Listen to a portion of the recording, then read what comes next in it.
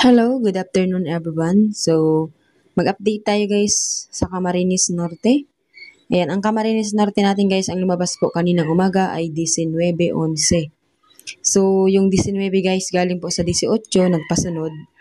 Tapos yung 11 naman po ay galing sa 2. So, ang sumada ko po kanina ay napakalayo. Grabe. So, nung nakaraan po guys, pwede po talaga mag-19-11. Dito po yan sa taas. Nasasumada ko po yan dito mga bandang pitsa 28. So, ngayon lang po pinalabas ano. So, ang taya ko naman po kanina ay Gis 19 kasi alaga ko po yun. Sayang kahit sahod sana ay pwede na. Okay, so meron po tayo guys, kung magpapansin ninyo, meron po tayong 32, 29, 15, 27 at 34. So, limang numero po yan guys. Na kapag tinayaan nyo po yan ng 73 or 82 ay 100 pesos. Ano? So, pag tinayaan nyo po yan guys ng 82 is 100 pesos. Okay? Or di kaya 7-3, di ba? So, meron po siya guys chance na magpumpiang ano. So, matagal na po hindi nagpupumpiang ang Camarines Norte. Kung kayo po ay mga taga Camarines Norte.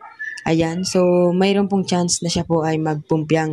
So, try na lang po natin yung binigay kong tips na pumpiang. Kung napapanood ninyo yung mga pumpiang na binibigay ko po sa Camarines Norte. Kanina pong umaga, meron po akong binigay na pumpiang. So, baka isa po doon ang lumabas. Tayaan nyo na lang po. Bali, 4 na pares yata yun. Mahirap po kasi guys hulaan ang pumpiang. Kasi po syempre ang pumpiang po ay up to hanggang 38. So 1 to 38 kasi ang pumpiang. Marami pong numero.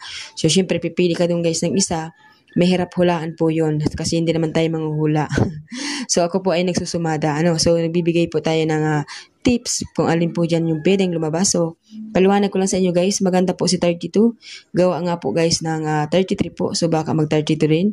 Saka sumada po siya dito sa 23, 14, so baka mag 32. So yung 29 naman po ay kasumada po siya sa 11. Tapos yung 15, sumada naman po siya dito sa 6, tapos 6. Dalawang beses po nag-6. Tapos ito ay 33, sumada rin po yan ng 15. So 15 po, wag lang mag 24, charot. Okay, so 27 po, galing po sa 18 na sumada. Kapares po siya sa pattern ng 11, kaya baka mag-27 na lang.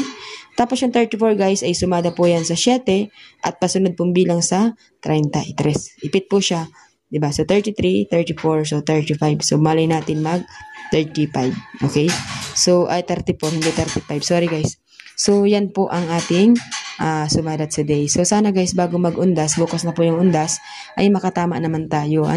Sana po merong manalo, di ba? Kasi po pag merong nanalo, so ibig sabihin, maganda po ang sumada natin today. Okay? So, pakitayaan na lang po yan guys lahat. Kung hindi po kayang tayaan ng lahat yan, ay tayaan nyo na lang po yung mga nais ninyong tayaan. Okay? Good luck everyone. Have a nice day.